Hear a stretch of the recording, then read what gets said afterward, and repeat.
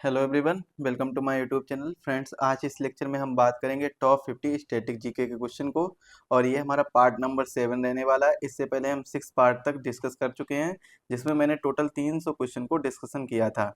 अब इसके बाद से हम 301 से 350 क्वेश्चन तक डिस्कस करने वाले हैं, जो कि आपके सभी एग्जाम के लिए बहुत महत्वपूर्ण है और स्पेशली आरआरबी एनटीपीसी और आरआरबी ग्रुप डी के लिए बहुत ज़्यादा इंपॉर्टेंट रहने वाला है।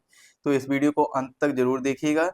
इसमें मोस्ट एक्सपेक्टेड क्वेश्चन और कुछ पीवाईक्यू भी मैंने लिए हैं, तो उन सभी को आप लोग पढ़िएगा। बहुत ही जरूरी है ये वीडियो, और साथ ही साथ में आप किसी भी एग्जाम के प्रिपरेशन कर रहे हैं उसके लिए भी ये जरूरी हो सकता है, और एनटीपीसी ग्रुप डी के लिए तो अति महत्वपूर्ण है। चलिए स्टार्ट करते हैं आज का वीडियो। पहला क्वेश्चन देखिए आज के वीडियो का। प्रतिवर्ष किस तारीख को भारत में राष्ट्रीय मतदाता दिवस मनाया जाता है? राइट आंसर क्या होगा? 25 जनवरी को। 25 जनवरी को प्रतिवर्ष राष्ट्रीय मतदाता दिवस मनाया जाता है। अच्छा, क्यों मनाया जाता है? अगर ये चीज पूछी जाए तो election commission of India ECI, भारतीय निर्वाचन आयोग की स्थापना होती है 25 जनवरी को। इसी वजह से 25 जनवरी 1950 को इसकी स्थापना होती है, और इसी वजह से क्या होता है, इसी दिन 25 जनवरी को भारतीय राष्ट्रीय मतदाता दिवस मनाया जाता है। एक चीज और क्वेश्चन पूछा जाता है, किस संविधान संशोधन के तहत, कौन सा संविधान संशोधन हुआ था जिसके तहत मतदान देने की आयु 21 वर्ष से घटाकर 18 वर्ष कर दी गई थी? कब से घटाकर? 21 वर्ष से घटाकर 18 वर्ष कर दी गई थी। तो कौन सा संविधान संशोधन हुआ था? 61st कॉन्स्टिट्यूशनल अमेंडमेंट एक्ट हुआ था। इस अमेंडमेंट एक्ट के तहत क्या हुआ था, वोट देने की जो एज थी, वोटिंग एज थी, वो 21 ईयर से 18 वर्ष कर दी गई थी, यानी 21 वर्ष से 18 वर्ष कर दी गई थी। अगला क्वेश्चन है, भारत के मुख्य चुनाव आयुक्त की नियुक्ति कौन करता है? भारत के जो मुख्य चुनाव आयुक्त हैं उनके नियुक्ति कौन करता है? भारत के राष्ट्रपति मुख्य चुनाव आयुक्त की नियुक्ति करते हैं। अगला क्वेश्चन है, किस अनुच्छेद में नागरिकता संबंधी प्रावधान दिए गए हैं? तो अनुच्छेद 5 से 11, अनुच्छेद 5 से 11 तक क्या दिया गया है? नागरिकता के संबंधी प्रावधान दिए गए हैं। और भाग अगर पूछा जाए तो भाग 2 है। भाग कौन सा रहने वाला है? 2 भाग रहने वाला, भाग 2। अगला क्वेश्चन है, संविधान के किस अनुच्छेद में राज्य के नीति निर्देशक सिद्धांतों या नीति निर्देशक तत्वों का उल्लेख किया गया है? राइट आंसर है 36 से 51। अनुच्छेद 36 से 51 तक डीपीएसपी का उल्लेख किया गया है। डीपीएसपी यानी directive principle of state policy. अगर बात की जाए तो directive principle of state policy का जो पार्ट है कॉन्स्टिट्यूशन में, वो कौन सा है? पार्ट 4, भाग 4 में इनका वर्णन किया गया है। किस देश के संविधान से लिए गए? आयरलैंड के संविधान से लिए गए हैं। आयरलैंड ने स्पेन के संविधान से इन्हें बोरो किया था। फ्रेंड्स, इसकी अगर आपको पीडीएफ चाहिए तो आप हमारे टेलीग्राम चैनल को ज्वाइन कर सकते हैं। डिस्क्रिप्शन बॉक्स में लिंक दी गई है, वहां से आप टेलीग्राम चैनल ज्वाइन करिए और इसकी पीडीएफ प्राप्त कर लीजिए। अगला क्वेश्चन है, महान्यायवादी की नियुक्ति किस अनुच्छेद के अंतर्गत की जाती है? जो अटॉर्नी जनरल होता है वो किस अनुच्छेद के अंतर्गत आता है? अनुच्छेद 76 के अंतर्गत आता है। और अगर भाग पूछा जाए तो भाग बताइएगा सर, 5 होगा। भाग कौन सा होगा? पार्ट कौन सा होगा? 5 नंबर पार्ट होगा। अगला क्वेश्चन है, स्वदेशी आंदोलन की शुरुआत कब और क्यों हुई थी? देखिए 1904 में एक घोषणा की गई थी, डिक्लेरेशन किया गया था लॉर्ड कर्जन के द्वारा। लॉर्ड कर्जन ने 1904 में एक क्या किया था, एक डिक्लेरेशन पास किया था, और उसमें बताया था कि बंगाल का पार्टीशन होगा।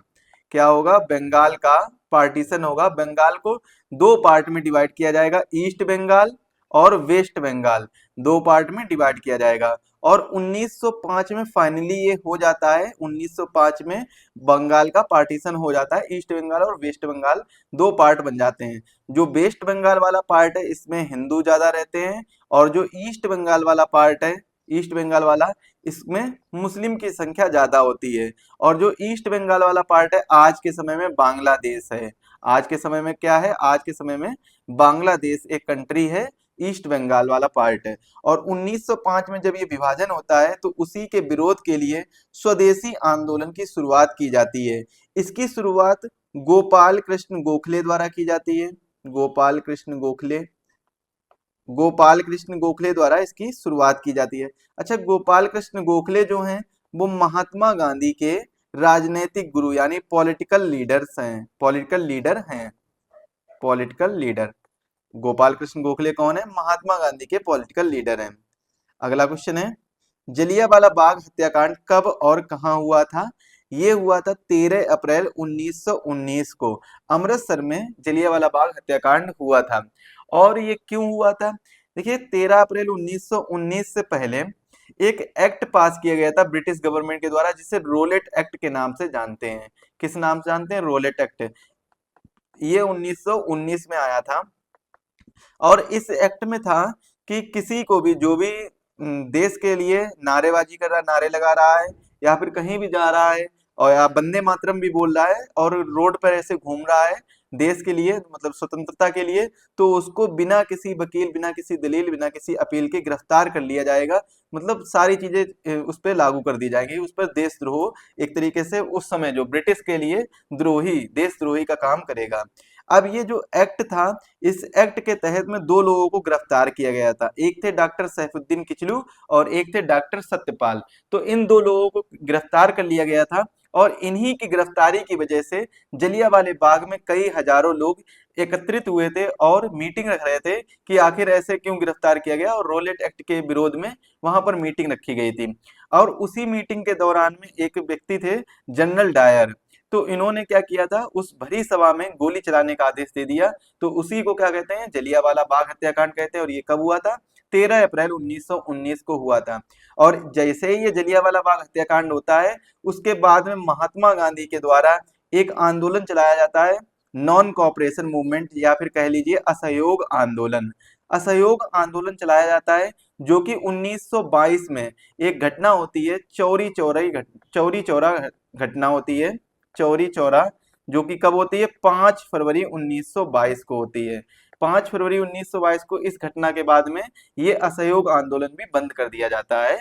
और इसमें ये गोरखपुर में एक जगह है चौरी चौरा, तो वहां पर ये घटना होती है। एक पुलिस, जो पुलिस स्टेशन होता है, उसमें पुलिस वालों को बंद करके बाहर से आग लगा दी जाती है, जिससे 22 पुलिसमैन मारे जाते हैं। अगला क्वेश्चन है, नमक सत्याग्रह किस वर्ष शुरू हुआ था? तो ये किस वर्ष शुरू हुआ था? साल्ट मार्च इसे कहते हैं। इसी को हम डांडी मार्च भी कहते हैं, डांडी मार्च, इसी को, नमक सत्याग्रह को ही। और इसी को हम सविनय अवज्ञा आंदोलन या सिविल डिसओबीडियंस मूवमेंट भी कहते हैं, सिविल डिसओबीडियंट मूवमेंट, सविनय अवज्ञा आंदोलन। तो ये तीनों नाम आप लोग याद कर लीजिएगा। 1930 में ही ये तीनों चीजें हुई थी। और ये सबसे पहले स्टार्ट होता है डांडी मार्च से। डांडी मार्च से जब ये यात्रा करते हैं तो लगभग 240 मील की यात्रा करते हैं अपने साबरमती आश्रम से। गांधी जी अपने अनुयायियों के साथ, जो उनके फॉलोअर होते हैं, उनके साथ यात्रा करते हैं 240 मील की पैदल, जिसे डांडी यात्रा भी बोलते हैं। और तट पर जाकर, जो समुद्र के तट पर जाकर, वहां पर नमक आंदोलन करते हैं या नमक कानून को तोड़ते हैं। और उसी को ही क्या कहते हैं? सिविल डिसोबीडेंट मूवमेंट कहते हैं। और सिविल डिसोबीडेंट मूवमेंट यानी सविनय अवज्ञा आंदोलन को रोकने के लिए ही बाद में राउंड टेबल कॉन्फ्रेंस यानी गोलमेज सम्मेलन बुलाए जाते हैं, जो कि 3 गोलमेज सम्मेलन होते हैं। कहां पर होते हैं? लंदन में ये गोलमेज सम्मेलन होते हैं। अब जो लंदन में जो गोलमेज सम्मेलन हो रहे हैं, उसमें आईएनसी ने केवल दूसरे गोलमेज सम्मेलन में पार्टिसिपेट किया था, पहले और तीसरे में पार्टिसिपेट नहीं किया था। तीनों गोलमेज सम्मेलन क्या होते हैं? ये कैंसिल हो जाते हैं, ये मतलब बायकॉट कर दिया जाता है, खत्म हो जाते हैं, इनको कोई भी प्रभाव में नहीं आ पाते हैं। अगर एससी एसटी की बात की जाए तो बी आर अम्बेडकर ने तीनों गोलमेज सम्मेलन में रिप्रेजेंट किया था। वुमेन को सरोजिनी नायडू ने रिप्रेजेंट किया था, वुमेन को। और ब्रिटिश की तरफ से मैकडोनाल्ड, जो वहां के प्रधानमंत्री थे, मैकडोनाल्ड, इन्होंने ब्रिटिश गवर्नमेंट को रिप्रेजेंट किया था तीनों गोलमेज सम्मेलन में। और पहले गोलमेज सम्मेलन के बाद में एक पैक्ट होता है, जिसे गांधी इरविन पैक्ट भी बोलते हैं, यानी गांधी इरविन समझौता भी बोलते हैं। और इस समझौता के तहत क्या होता है? इसमें गांधी जी को मनाया जाता है कि आप द्वितीय गोलमेज सम्मेलन में पार्टिसिपेट करिए, क्योंकि पहले गोलमेज सम्मेलन में इन्होंने पार्टिसिपेट नहीं किया था। अगला क्वेश्चन है, भारत छोड़ो आंदोलन का नारा किसने दिया था? राइट आंसर क्या हो जाएगा? महात्मा गांधी। भारत छोड़ो आंदोलन कब हुआ था? अगस्त 1942 में। अगस्त 1942 में भारत छोड़ो आंदोलन था। और उसमें करो या मरो का नारा दिया था और भारत छोड़ो के लिए भी बात कही थी। अगला क्वेश्चन है, साइमन कमीशन भारत कब आया था? साइमन कमीशन भारत आया था 1928 ईस्वी में। 1928 में साइमन कमीशन भारत आया था और लाला लाजपत राय की जो मृत्यु हुई थी वो इसी कमीशन को वापस भेजने के लिए, नारेबाजी करने के लिए उनके ऊपर लाठीचार्ज किया गया था, तो इसी वजह से लाला लाजपत राय की मृत्यु हो गई थी। इन्होंने नारा दिया था साइमन गो बैक, साइमन वापस जाओ। अगला क्वेश्चन है, राज्यसभा के सदस्यों का कार्यकाल कितने वर्षों का होता है? जो राज्यसभा होता है ये एक परमानेंट हाउस होता है, इसके सदस्यों का कार्यकाल 6 वर्ष का होता है और प्रत्येक 2 वर्ष में इसके कुछ सदस्य, 1/3 सदस्य बदलते रहते हैं। अगला क्वेश्चन है, लोकसभा के अध्यक्ष को अंग्रेजी में क्या कहते हैं? सिंपल सी बात है, लोकसभा स्पीकर। अगला क्वेश्चन है, भारतीय संविधान की प्रस्तावना में कितने शब्द हैं? तो भारतीय संविधान की प्रस्तावना में 73 शब्द हैं। अच्छा, आप लोगों को एक क्वेश्चन बताइएगा, जब मूल संविधान बनकर तैयार हुआ था, मूल संविधान बनकर तैयार हुआ था, या फिर कह लीजिए 26 जनवरी 1950 को जब संविधान लागू हुआ था, तब भारतीय प्रस्तावना में कितने शब्द थे? तो ये चीज आप लोग कमेंट में बताइएगा, क्योंकि क्या हुआ था 1976 में प्रस्तावना में अमेंडमेंट होता है और कुछ वर्ड ऐड किए जाते हैं, जिसके बारे में मैं कई बार डिस्कस कर चुका हूं। तो आप लोग अभी फिलहाल में इतना कमेंट करके बताइए कि भारतीय संविधान, जो मूल संविधान है, जब लागू हुआ था 26 जनवरी 1950 को, तब भारतीय संविधान की प्रस्तावना में कितने शब्द थे? अगला क्वेश्चन है, संविधान सभा के स्थायी अध्यक्ष कौन थे? डॉक्टर राजेंद्र प्रसाद संविधान सभा के स्थायी अध्यक्ष थे। और क्वेश्चन पूछा जाए ये कौन सी मीटिंग में बनाए गए थे, मतलब कौन से अधिवेशन में या संविधान सभा की कौन सी मीटिंग में ये स्थायी अध्यक्ष बनाए गए थे? तो सेकेंड जो मीटिंग हुई थी 11 दिसंबर 1946 को, इसमें ये संविधान सभा के स्थायी अध्यक्ष बनाए थे। फर्स्ट मीटिंग कब हुई थी? फर्स्ट मीटिंग हुई थी 9 दिसंबर 1946 को, 9 दिसंबर 1946 को। और जो थर्ड मीटिंग होती है वो कब हुई थी? वो हुई थी 13 दिसंबर 1946 को। 13 दिसंबर 1946 को थर्ड मीटिंग होती है। पहली मीटिंग में जो अध्यक्ष बनाए गए थे, नॉन परमानेंट अध्यक्ष बनाए गए थे, सच्चिदानंद सिन्हा। सच्चिदानंद सिन्हा पहली मीटिंग में अस्थायी अध्यक्ष के तौर पर चुने गए थे।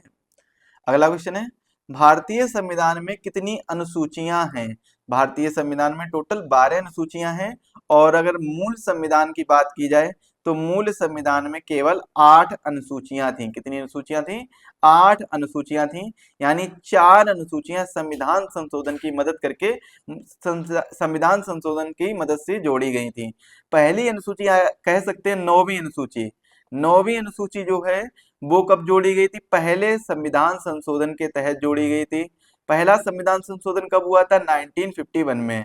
और जो 10वीं अनुसूची है वो कब जोड़ी गई थी? वो 52nd यानी 52वें संविधान संशोधन के तहत जोड़ी गई थी। और ये कब होता है? 1985 को। जो तीसरी अनुसूची या कह लीजिए 11वीं अनुसूची, ये कब जोड़ी गई थी? ये जोड़ी गई थी 73rd कॉन्स्टिट्यूशनल अमेंडमेंट एक्ट के तहत। और जो चौथी या फिर 12वीं अनुसूची जो जोड़ी गई थी वो 74th कॉन्स्टिट्यूशनल अमेंडमेंट एक्ट के तहत जोड़ी गई थी। और ये दोनों अमेंडमेंट कब होते हैं? 1992 में ये अमेंडमेंट होते हैं। अगला क्वेश्चन है, कर्क रेखा भारत के किन राज्यों से होकर गुजरती है? तो कर्क रेखा है जो भारत के 8 राज्यों से होकर गुजरती है। गुजरात, राजस्थान, मध्य प्रदेश, छत्तीसगढ़, झारखंड, वेस्ट बंगाल, त्रिपुरा और मिजोरम। तो भारत के कुल 8 राज्यों से होकर कर्क रेखा गुजरती है। अगर क्वेश्चन पूछा जाए जो भारत की स्टैंडर्ड टाइम लाइन है या फिर आईएसटी है, इंडियन स्टैंडर्ड टाइम लाइन है, जो वो किन राज्यों से होकर गुजरती है, तो आप लोग ये कमेंट में बताइएगा कि भारत की प्रधान मध्याह्न रेखा है तो वो किन राज्यों से होकर गुजरती है, कमेंट में बताइएगा। अगला क्वेश्चन है, सतपुड़ा पर्वत श्रृंखला किन दो नदियों के बीच स्थित है? सतपुड़ा पर्वत श्रृंखला नर्मदा और ताप्ती नदी के बीच स्थित है। नेक्स्ट क्वेश्चन है, थार मरुस्थल किस राज्य में स्थित है? राजस्थान राज्य में थार मरुस्थल स्थित है। अगला क्वेश्चन है, सुंदरबन डेल्टा किस नदी के मुहाने पर स्थित है? तो ये गंगा नदी के मुहाने पर स्थित है। सुंदरबन डेल्टा की बात की जाए तो जो विश्व का सबसे बड़ा डेल्टा है, विश्व का सबसे बड़ा डेल्टा है कौन सा? सुंदरबन डेल्टा। सुंदरबन डेल्टा विश्व का सबसे बड़ा डेल्टा है। किन दो नदियों के मिलने से ये डेल्टा बनता है गंगा और ब्रह्मपुत्र। गंगा और ब्रह्मपुत्र,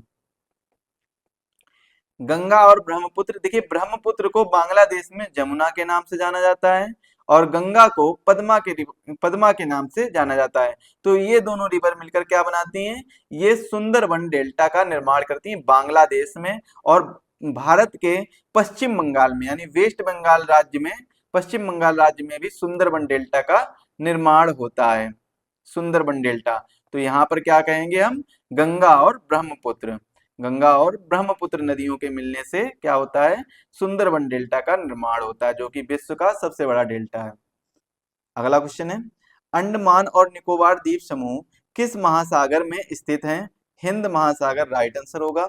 कैबिनेट मिशन भारत आया था 24 मार्च 1946 को, इसको भी नोट करिए 24 मार्च, क्योंकि आजकल डेट पूछी जा रही है डायरेक्टली, जो बिल्कुल एग्जैक्ट डेट है वही पूछे जा रहे हैं।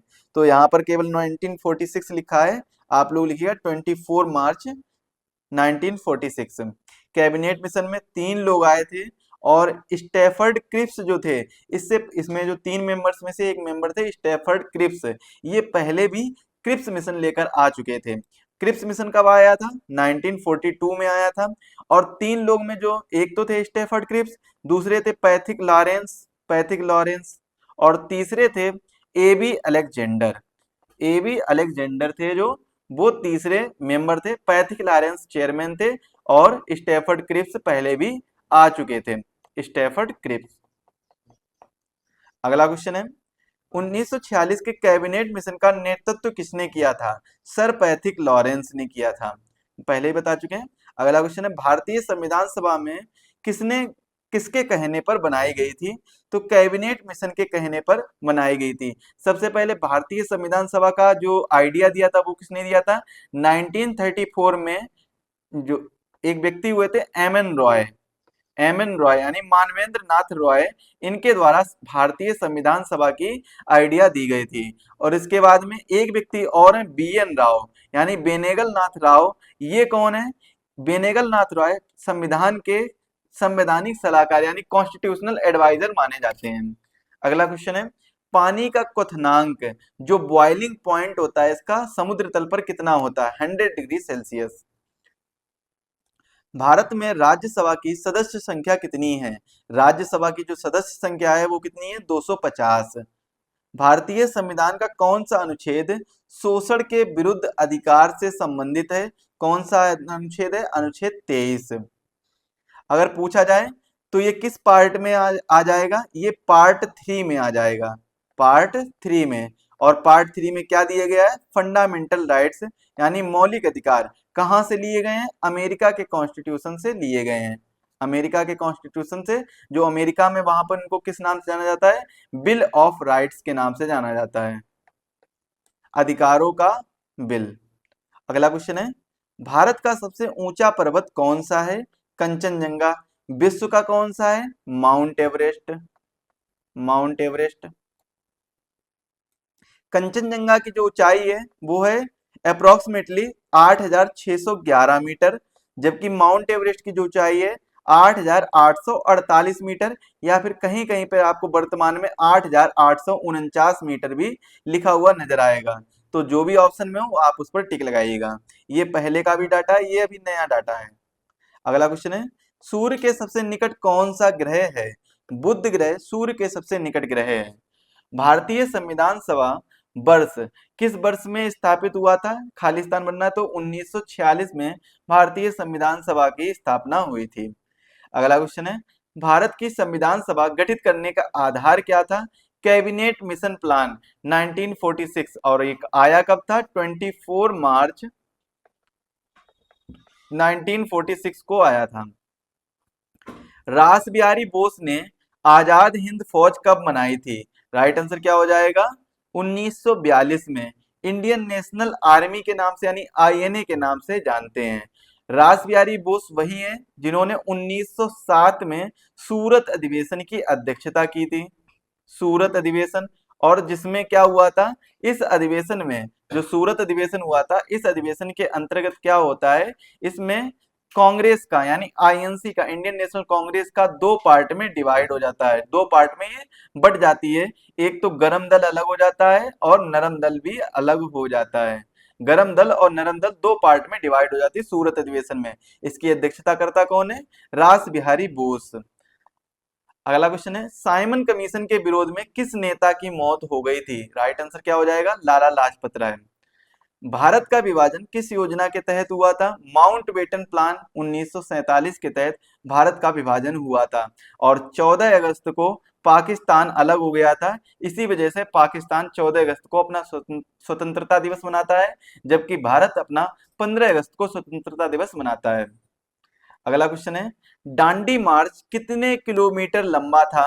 राइट आंसर होगा 386 किलोमीटर, कर लीजिएगा 386 किलोमीटर लंबा था। अगर माइल में पूछा जाए तो 240 माइल, 240 मील्स लंबा था। अगला क्वेश्चन है, पहला गोलमेज सम्मेलन कब और कहां हुआ था? 1930 में हुआ था पहला गोलमेज सम्मेलन, लंदन में होता है।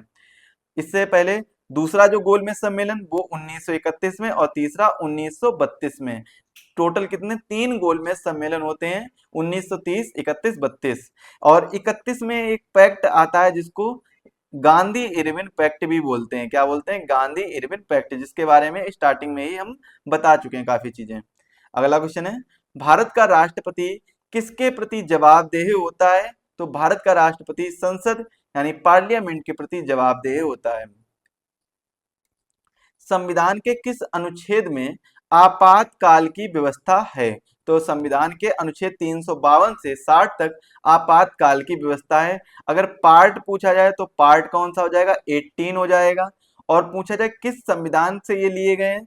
जर्मनी के कॉन्स्टिट्यूशन से आपातकाल लिए गए हैं।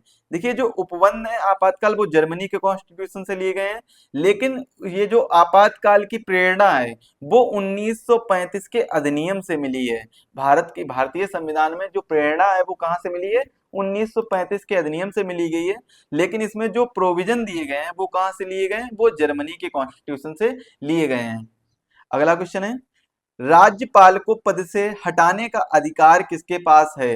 राष्ट्रपति राज्यपाल को पद से हटा सकता है, जबकि राज्यपाल क्या है? राज्यपाल राष्ट्रपति के प्रसाद पर्यंत ही रहता है, क्योंकि जब मन होगा तब राष्ट्रपति राज्यपाल को उसके पद से हटा देगा।